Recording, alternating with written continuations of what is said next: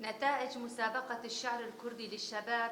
أعلن اتحاد مثقفي روجافاي كردستان أسماء الفائزين بمسابقة القصيدة الكردية عن فئة الشباب لعام 2025، وبمناسبة مرور 5 أعوام على انطلاق هذه المسابقة، فقد كرم هذا العام 5 شعراء بدلاً عن 3، وذلك من خلال عقد مؤتمر صحفي في مركزه بمدينة قامشلو.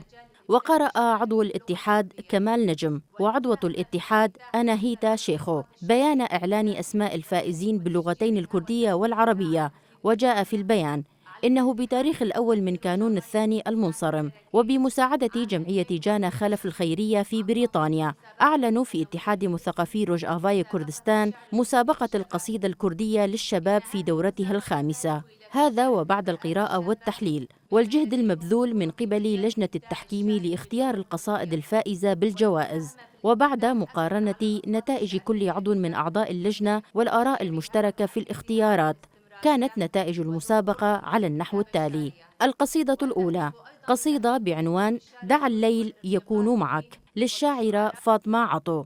القصيدة الثانية قصيدة بعنوان يوم رحلت للشاعر دليار حبيب. القصيدة الثالثة قصيدة بعنوان أوراق الأرض للشاعر صبري علي.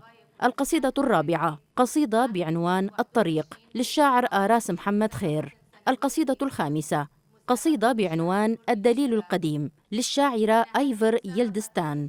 تشجيع الكفاءات الشابة من أجل تطوير اللغة الكردية ومن أجل دعم الحركة الشعرية في روجافاي كردستان كانت هذه المسابقة، وكانت كل هذه الجهود التي يتم بذلها من أجل الوصول إلى نص شعري وإلى قصيدة كردية حديثة، قصيدة قادرة على ترجمة كل معاناة وطموحات وآمال هذا الشعب الذي يعيش في هذه المنطقة الجميلة من كردستان ومن سوريا.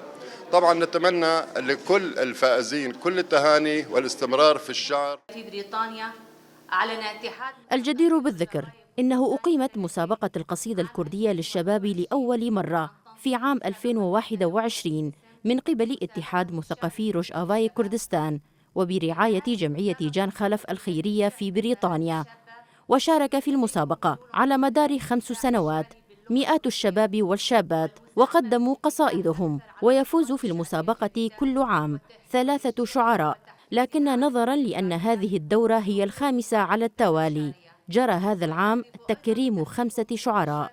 والارتقاء به وبشعرائه والترويج له في الأوساط الثقافية